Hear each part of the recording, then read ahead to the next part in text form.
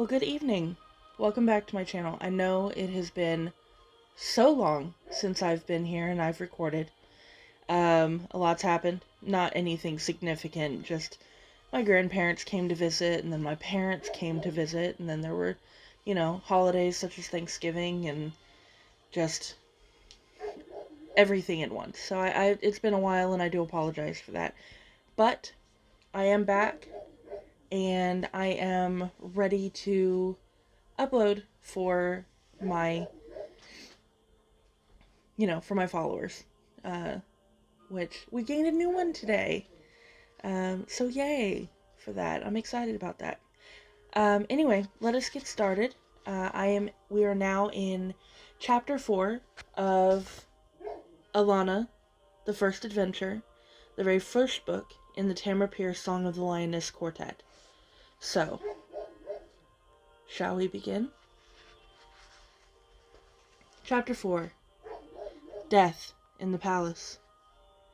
Duke Gareth's lecture the day after Alanna fought Roland was long and impressive. He spoke to her about the duty one noble owes to another, about keeping the peace on the palace grounds, and about people who become bullies. He informed her, by the way, if you hear a dog barking in the background, that is my sister's very large Saint Bernard, and he is, in no uncertain terms, upsetty spaghetti. Anyway, let's start this over. Okay, I think she's just bringing him in now. Chapter 4. Death in the Palace. Duke Gareth's lecture the day after Alanna fought Roland was long and impressive.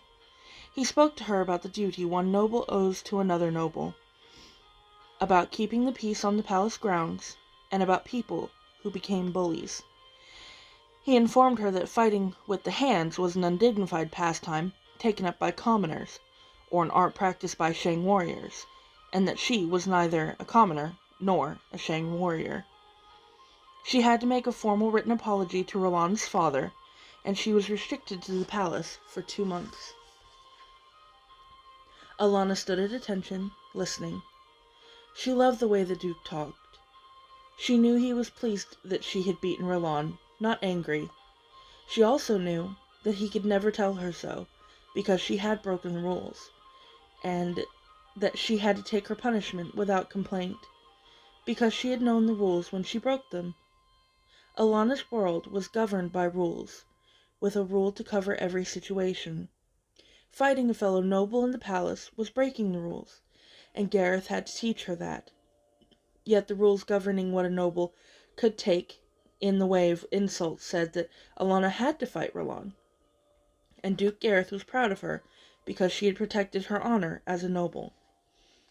Once you know the rules, she thought as she listened to the Duke with one ear, life is pretty simple. I don't get mad at Duke Gareth, because I know he has to obey the rules just as I do, and I know he isn't truly angry with me anyway. Maybe a code of chivalry isn't such a bad thing. On the second day of the 8-day-long midwinter festival, King Roald made Gary, Alex, Roll, and several of the other 14-year-old pages into squires.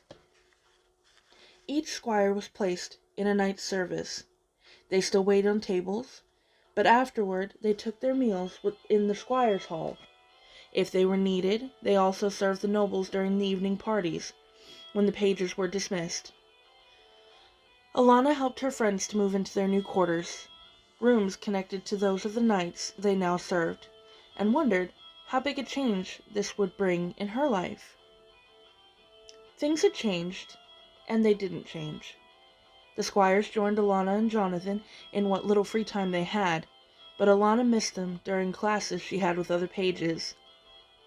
There was no more Gary to make wicked jokes in deportment, and no more Alex to explain the snarls of mathematics. Then, one night, Jonathan came by her room with his book on battle histories. He'd gladly help her with mathematics, he explained with a grin, if she'd show him how the battles that were so dull in the book were fought. He'd noticed in class that her way of explaining them made them seem real and interesting. Alanna was more than happy to accept her new friend's offer. Many evenings after they could be found in each other's rooms, their heads bent over a map or a piece of paper. The sweating fever struck in March without warning. It spared no one. People in the city, palace servants, priests, even the queen. Duke Gareth was next, and the Lord Provost. Sir Miles stayed healthy. "There's so much wine in me that I don't have room for any sickness," he told Alanna. So now will you stop telling me not to drink any more?" Alanna herself was fine. She was working harder than she had ever had before. Each time another servant got sick, her chores increased. There were no classes. Most of her teachers had the sickness. Instead, Alanna made beds, washed dishes, cleaned the stables. She had been taught from birth that no job was too dirty for a true noble. Now the theory was put into practice. The pages and the squires, the youngest, healthiest people in the palace and the city, were the last to fall ill. It was then that the dark god came to the palace to take his pick of fever victims. In the city, where the sickness had started, so many had died that the dark god's priests took the dead away in cartloads. Within a week, the god of death had claimed 3 pages, 5 squires, and the Lord Chamberlain. Rawl was the first of Alanna's close friends to get sick. When Alanna stopped for a visit, he grinned weakly at her. I feel silly, laying in this bed when I should be working," he confessed. He shivered beneath his heavy blankets. "How are you? And how's old Coram?" "We're both fine." She tucked the covers more firmly around him. "And John?" "Not even a sniffle. He stays a lot with the king." I don't blame him. Mithros willing, the queen will get well." He let Alanna wipe his sweating face before giving her a shove. "Get out of here, before you catch it." Alanna found then that she couldn't sleep because she couldn't forget Maud's warning to use her gift for healing.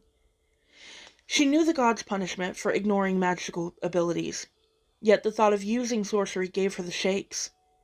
She and Tom each had more magic than anyone she had ever known, and she knew if she used her magic and lost control of it, she would destroy herself and anyone who was nearby. Tom liked that sort of power. She didn't. She was never sure of her control over her gift. Gary, Francis, and Alex got the fever within 2 days of each other. Francis was the sickest, delirious by the end of the first day. The palace healers could do nothing.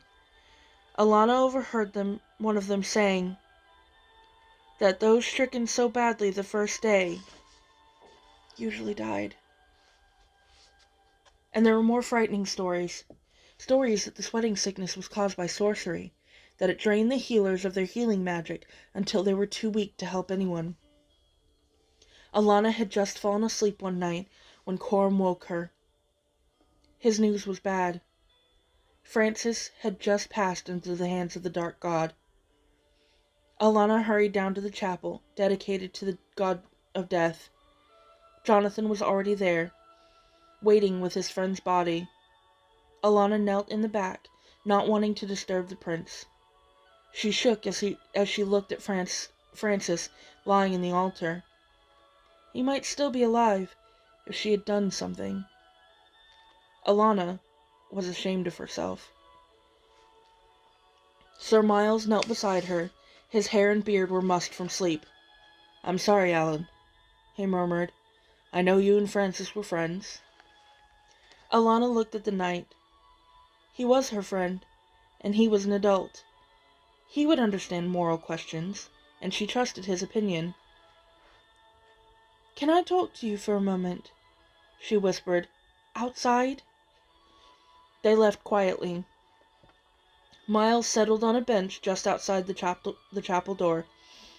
"What's on your mind?" he asked, motioning for her to take a seat. Alanna remained standing. "Sir, if If a person has power, something that can be used for good or evil, either way, should they use it? He looked at her shrewdly. A power such as magic? Alanna scuffed a foot against the floor. Well, yes. The gift. Miles frowned. It depends on the person, Alan. The gift is simply an ability. Not all of us have it, just as not all of us are quick-witted or have good reflexes. Magic isn't good or evil by itself. I believe you should only use it when you are absolutely certain your cause is just. Does that help? Alanna tugged her ear thoughtfully. You couldn't give a person a yes or no, could you? Miles shook his head. Not in this case.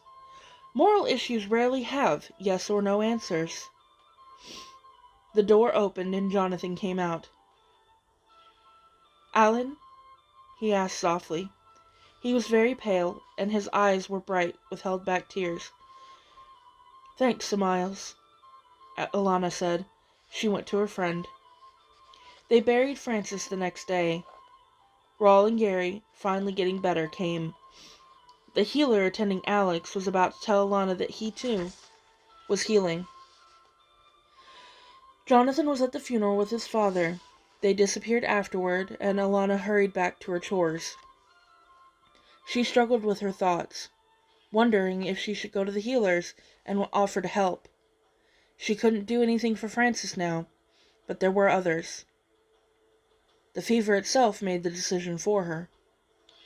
Coram and Timon found her washing dishes in the kitchen the next morning. Alan, Timon called. She looked up from the tub full of pots, frowning. Coram's voice was gentle. The prince took sick last night. He's calling for you. Alanna put down her dishcloth. Her throat was tight with fear. How is he? Bad, Timon said. Alanna raced to Jonathan's room, the two servants behind her. Opening the door, she froze. She couldn't believe the scene before her. People were crowded around Jonathan's bed. The incense in the air made her sneeze.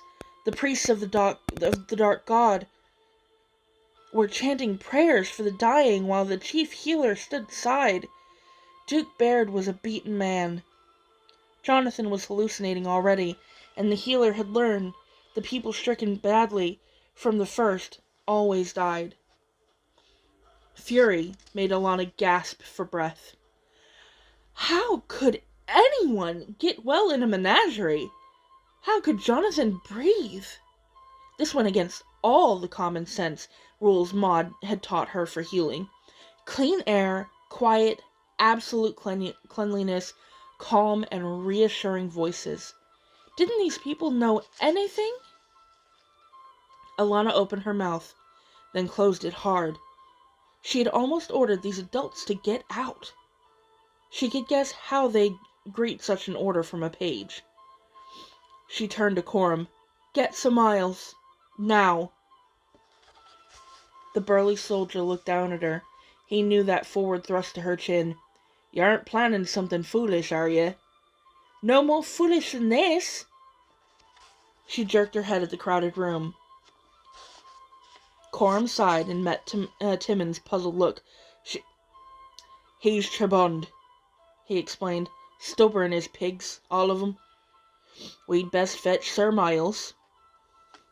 Alanna went outside and closed the door.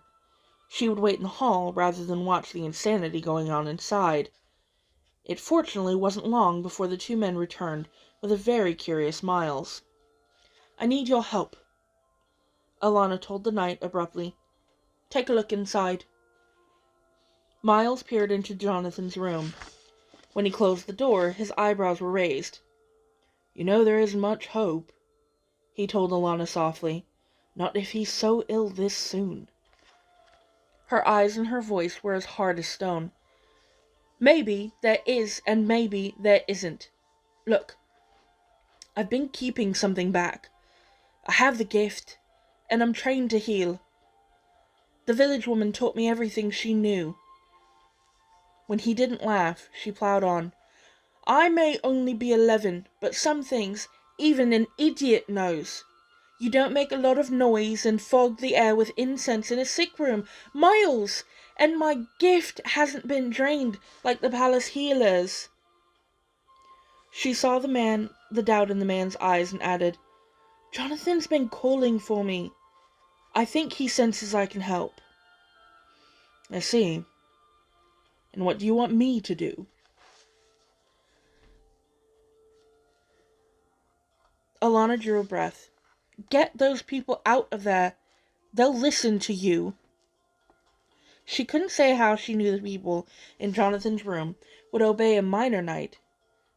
She just knew. Get them out of there so we can air the room and so I can talk to Duke Baird. That's a tall order. Miles thought it over and then shrugged. You're very convincing, Alan. And what have we got to lose? She looked at him, her eyes filled with pain. Jonathan, she whispered. That decided him. Very well. He nodded to Timon. Announce me. Timon, looking as if his world had just turned upside down, opened the door. Sir Miles of Alu. The crowd hushed and faced the door. The priest stopped chanting. Miles stepped into the room, flanked by Coram and Timon. Alanna, ignored, followed. The change in Miles was stunning. The short, stout knight was suddenly very regal and very angry. Have you left your senses? He demanded. His gentle voice was sharp and clear. No one can tell me his majesty knows of this folly. I won't believe it. No one spoke. Get out, Miles ordered. This is a sick room, not a funeral. He glanced at the priest. For shame! The boy isn't dead yet. After a moment, the head priest bowed his head and led his followers from the room. Some of the courtiers looked at Duke Baird. He was supposed to be in charge. The healer nodded at Miles, relief on his tired face. You can do nothing here, he told the other nobles. Miles is right. Go to your gods and pray for our prince. It is the only way we can help him now. Slowly, they left. Duke Baird stayed. Alanna hurried to Jonathan's side. Her friend was stark white and sweating heavily. Alanna tucked the blankets firmly around John's body. Coram, she called. Open the windows. Let's get some clean air in here. Baird looked at Miles suspiciously. What goes on here? Alan asked me to help him, the knight replied. I follow his orders. Duke Baird gaped at him. You follow the orders of a page? Alan, Miles said. You're Duke Baird, an explanation. Alanna rose and went to the healer. Quickly, she told him everything she had told Miles, stopping only to motion for Coram to close the shutters again. I'm not grown up, and as fully trained as you, she finished. But I haven't had all my power drained, either, and he's my friend. Friendship will not be enough, Baird told her.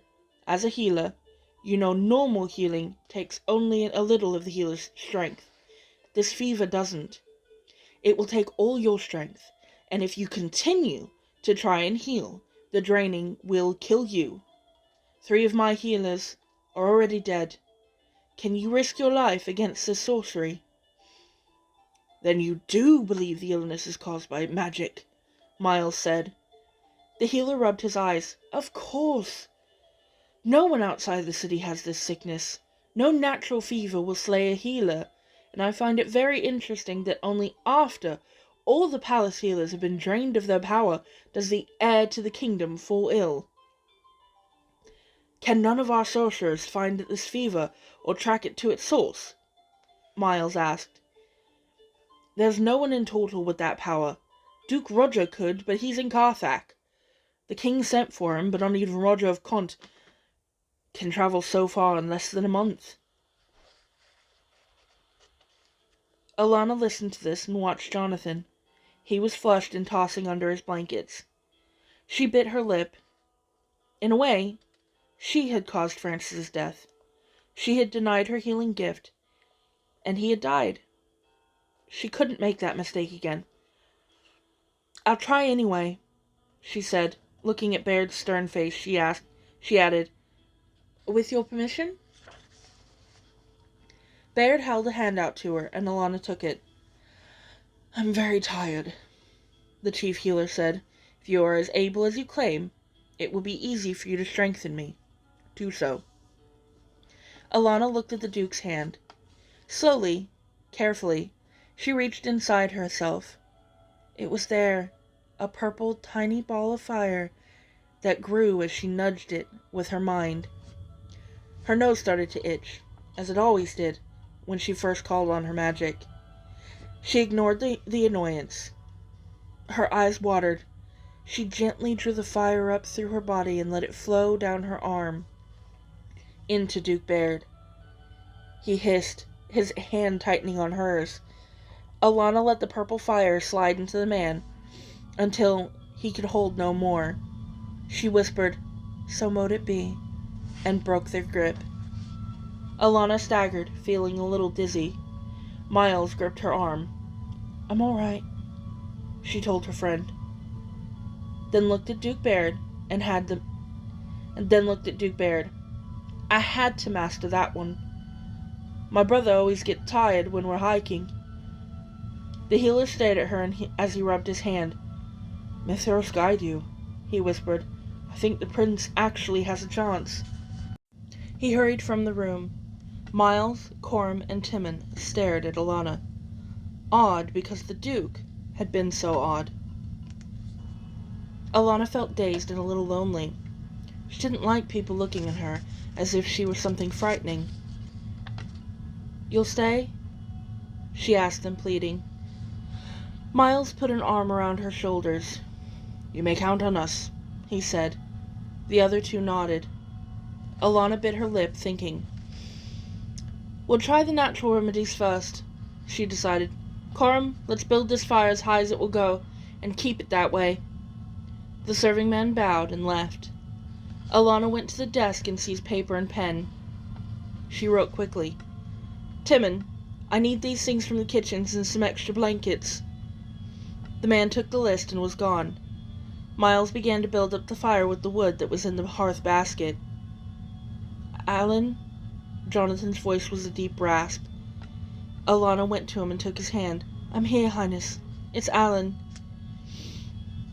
Jonathan smiled. "I know you won't let me die." "You're not going to die," Miles said over Alanna's shoulders. "Don't even think of it." Jonathan frowned. "Miles, you're here." He looked around.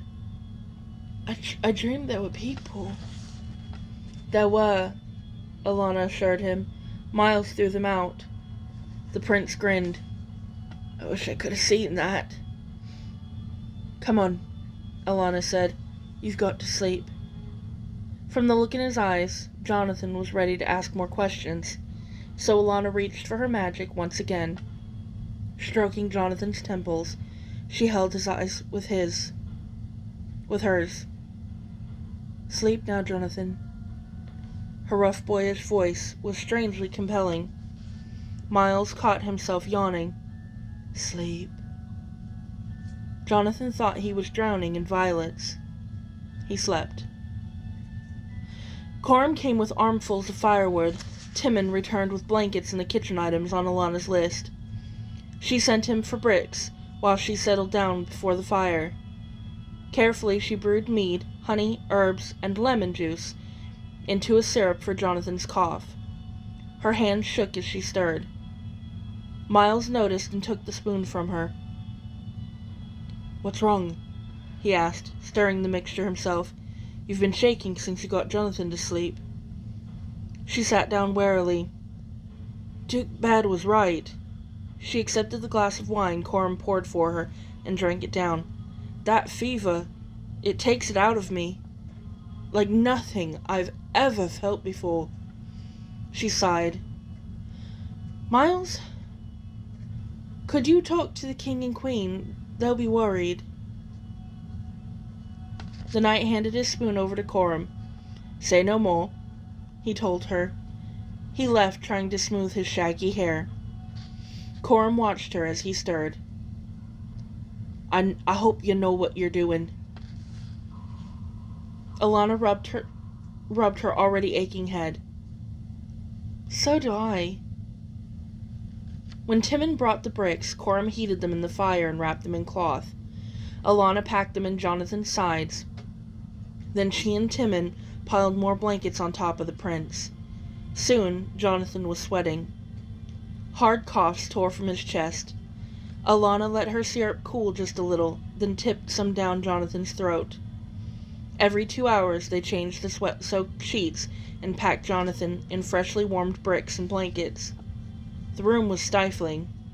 Their clothes stuck to their bodies. Coram and Timon both stripped off their shirts. When Miles returned, he nearly fainted from the heat. Duke Bad's with the Queen, he assured Alanna. He'll see to it she's kept calm and doesn't come here. The pirates have been attacking Port Cain. His Majesty's in the war chamber and cannot leave. They both have to trust Duke Bad's judgment and leave us alone. Alanna looked around. 3 sweat-soaked men, and outside this room the entire palace, watched her, waiting for what she could say next. It was frightening. Was it possible that adults weren't as assured and as powerful as she had always believed? She didn't have time to worry about that now. Timon, let Sir Miles spell you, she said. You need to rest and eat. Timon obeyed.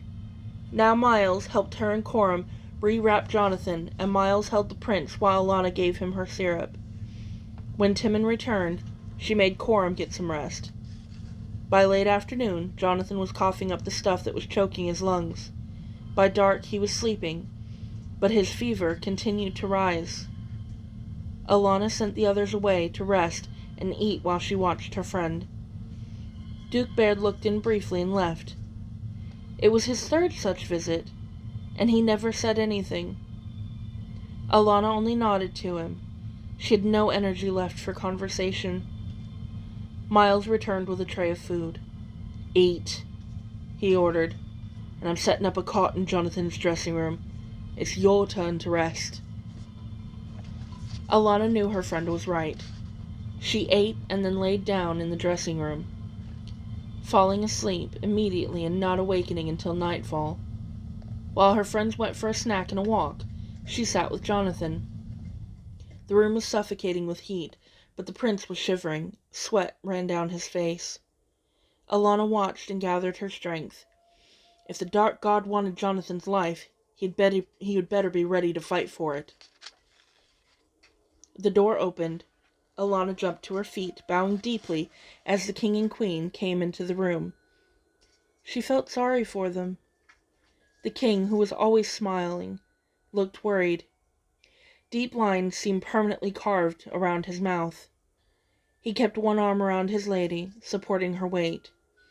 Queen Leanne sank into the chair Alanna pulled up for her.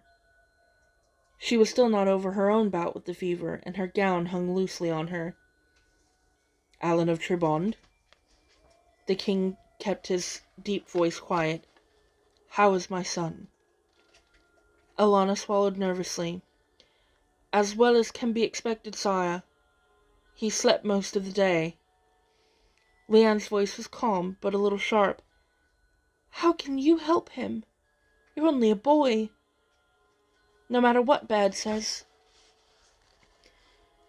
Your Majesty, even I know better than to dirty the air with incense and surround Jonathan with wailing people, Alanna told her. Besides, he called for me. He trusts me, and he doesn't even know I have the gift. Have you ever been trained? King Rold asked. I learned all our village healing woman had to teach me, sire. I can heal, and I can conjure. My brother's the same, only he can see people's minds and sometimes the future. I can't." "Why didn't you tell Duke Gareth this when you first arrived?" the king demanded. "Why didn't your father tell us?" She scuffed her foot along the floor. "My mother died having Tom and me. She had the gift too. Father was angry. He thought their magics should have saved her. So he said he wouldn't ever use his gift again, and we weren't to use ours. We weren't even to be taught how to use it, but Maud, the village healer, taught us in secret." She hung her head. "As to the other, I want to be a knight. Using my gift doesn't seem fair somehow. It's as if I'm fighting dirty." Roald nodded, understanding. "But Maud said I should use my gift for healing. She said I had the power to heal more than most people. She said if I didn't heal, I wouldn't make up for the killing I did as a knight. I didn't listen to her." Alanna's voice was soft. "I disobeyed her, and one of my friends died." The king put his hand on her shoulder. "You did what you thought was right, Alan. We can't all see the future, and we can't know what will be asked of us." He rubbed his forehead. "I should have listened to Roger," he said, more to himself than to the Queen or Alanna. "If he were here now, teaching you boys." He drew a deep breath and looked at Alanna once more. "Jonathan has the gift. He gets it from me, from the Conte line. When he gets well, I shall see to it that you lads are properly trained. I have ignored this part of our heritage, too, like your father. I thought our magic would vanish if I ignored it." The king shook his head.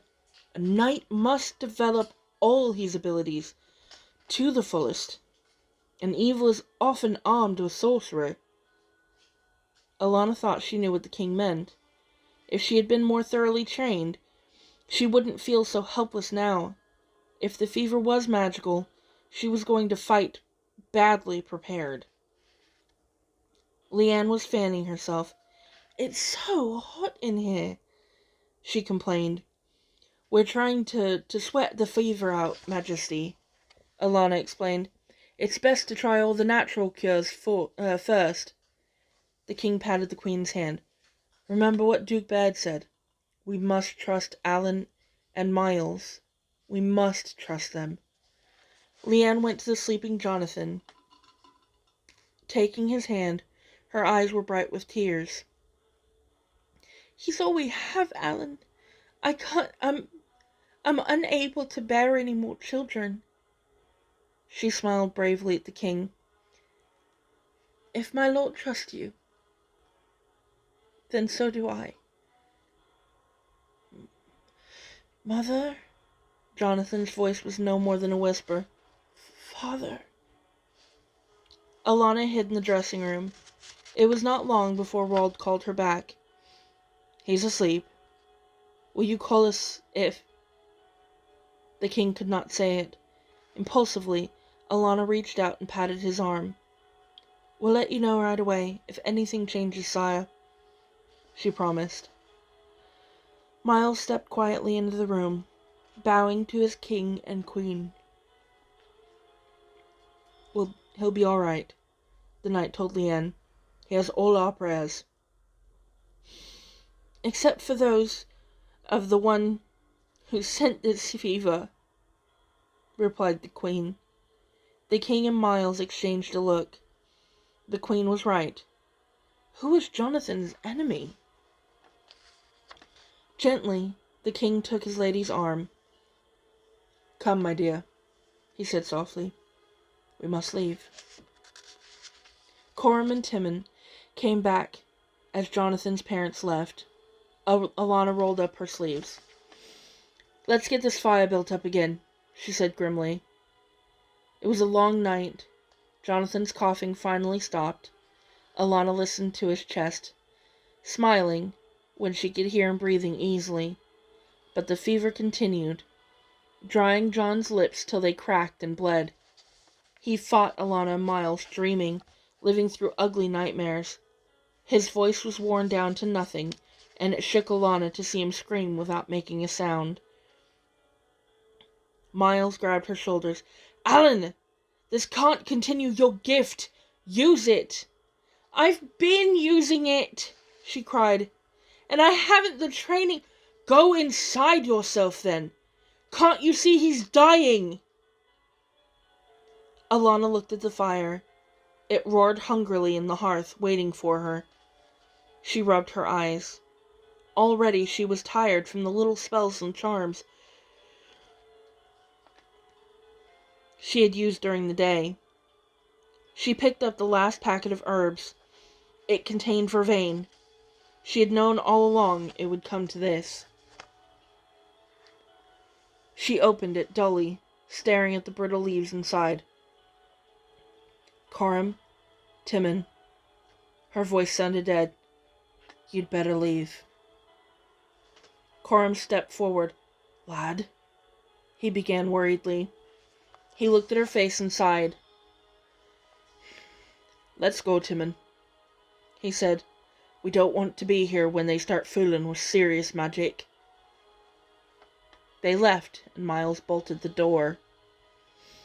Alanna threw the vervain onto the fire. She had no business trying magic like this. She was no sorcerer, and sorcerers far older and stronger than she had failed to master the forces she now sought to call upon. A moan from the bed reminded her of why she was there. Kneeling before the flames, she whispered the words Maud told her would call the greater powers, the gods. Slowly, very slowly, because she was tired, the flames turned violet. She reached both hands into the purple fire. Her essence, the stuff that made her Alanna, streamed out through her palms. She was dissolving into the fire. She was the fire. Then she uttered the spell Maud told her only to use when nothing else was left. "Dark goddess, great mother, show me the way. Open the gates to me. Guide me, mother of mountains and mares." The fire roared up with a sound like a thunderclap. Alanna's body jerked, but she couldn't move away from the hearth. The fire filled her eyes. She saw countless gates and doors opening in front of her. Suddenly, there it was. The city carved in black, glossy stone, the one she had seen in Maud's fireplace. The sun beat down on her. She was very warm. The city called to her, its beautiful towers and shining streets singing in her brain. The city vanished. Now raw energy rammed through Alanna's arms into her body. She choked back a gasp as her flesh turned into purple fire, contained only by her skin. She glowed. She shimmered. She burned with raw magic. It hurt. Every part of her screamed for cold and dark to put out the fire. She couldn't hold it. She would burst like a rotten fruit. A voice spoke, and Alanna screamed. That voice was never meant for human ears. "Call him back," it chimed. "I am here. Call him back." Tears ran down her cheeks. The voice and the pain were killing her. The fire was eating her alive, like a tiger. Something inside her rebelled. She clenched her fists and fought the pain. She ground her teeth together. She would ride this tiger. Her body had never given the orders before. She could not let it start now. "Am I a silly child?" she thought angrily. "Or am I a warrior?" She fought back, shoving the pain away until she had it under control. Now she ruled the power. She had pulled it from the flames. She rode the tiger. She was a warrior. Alanna walked to the bed. Miles got out of her way. He watched helpless when Alan screamed and turned a bright, sparkling amethyst. The color had dimmed, but Alan continued to shine with a pale purple fire. Miles sensed that if he touched Alan now, he would be burned to death. Alanna stood beside the bed, looking down at Jonathan. He seemed so far away, so far from her. "He has traveled a long way," the terrible voice said. "Take his hands. Call him back. Call him back." A small part of Alanna realized that the voice was female. "Thank you," she whispered. She took Jonathan's hands carefully. Her mind reached into his unseeing eyes. "Jonathan," Alanna called. "It's time to come home, John." Miles stared. He did not hear a boy-child calling the prince. He heard a woman's voice, speaking from eternities away. Awed by a power he could not understand, the knight moved even farther away from the bed. Alanna fell into the deep blue depths of her friend's eyes. She was twisting in a black, writhing well. The alien place pulsed around her, enclosing her like a living thing. Shrieks and cackling and the screams of doomed souls sounded all around her. She was on the edge, between the world of the living and the underworld. She drifted between life and death. "John," she called steadily, feeling the power in her shoving the ugliness back. "John." At last she could see him. He was far below her, near the bottom of the well, near death. A huge dark shadow, shaped like a hooded man, came between them. Even in her strange state, Alanna was afraid. This must be the dark god, the master of all death. It was crazy to argue with a god, but he was between her and her friend. "Excuse me," she said politely, "but you can't have him. Not yet. He's going to come back with me." The shadowy hands reached for her. Alanna stood still, her mind sending up a shield of purple fire. "You can't have him," she said more firmly. The shadow hands passed through her shields and held her by the shoulders. Alanna felt as if an unseen eyes were looking her over. The great dark head nodded, and the shadow was gone. The dark god had vanished. Alanna reached out to Jonathan. Their hands clasped. "Come back," she told her friend. "This place isn't for us. Come home." Jonathan smiled. "I'm coming." His voice was that of the man he would be one day, deep and even, calm and commanding. Did he hear a woman when she spoke? Did he think it was her? "I'm with you, my friend. Time to leave." Their gripped hands glowed white-hot, melting the shadows around them. Their combined gifts burned away the walls of that unreal place. At the end of the well, drawing nearer and nearer, was the room that they had left so long before. Slowly, the violet fire ebbed from Alanna's body. By the time they were in John's bedchamber, her skin was filled with nothing but Alanna, much to her relief. "Thank you," the man in him said. He released her hand. She was Alan the page, sitting on the bed beside Prince Jonathan. His eyes were clear. He sighed and closed them. "It's good to be back," he whispered and slept. Swaying, Alanna stood. Miles finally dared to come close to her. He had watched the two boys burn with a steadily brighter purple light. He had heard a man's voice and a woman's voice coming from Jonathan and Alan. It was something he could never forget. "Alan?" She turned. "He's all right," she murmured, stumbling. "He'll sleep." Her bones ached, her head throbbed, and she could barely stand. "Miles?" She gasped and fell to the floor in a dead faint. Okay, so that was chapter 4 of Alanna, the first adventure. How'd I do? Let me down those comments down below. Um, I'm excited to see a little bit more engagement on my channel. I know that, sometimes a little harder when you're commenting on somebody just reading a book, but I'm hoping that you guys are enjoying being here. I'm enjoying having you here. Um, I I am doing this a little bit differently. I know before I was trying to do all the different voices and everything, which was super fun. However, it is very hard on my vocal cords to try to do so many voices all at once. So I think I'm mostly just going to be focusing on Alanna's voice, making sure that that's very distinctive. Um, but, otherwise, I may add a little bit different in tone on the other characters. Anyway, let me know what you guys think. It was super fun. I'm on vacation this week from work, so I may record a couple more of these videos and then upload them slowly.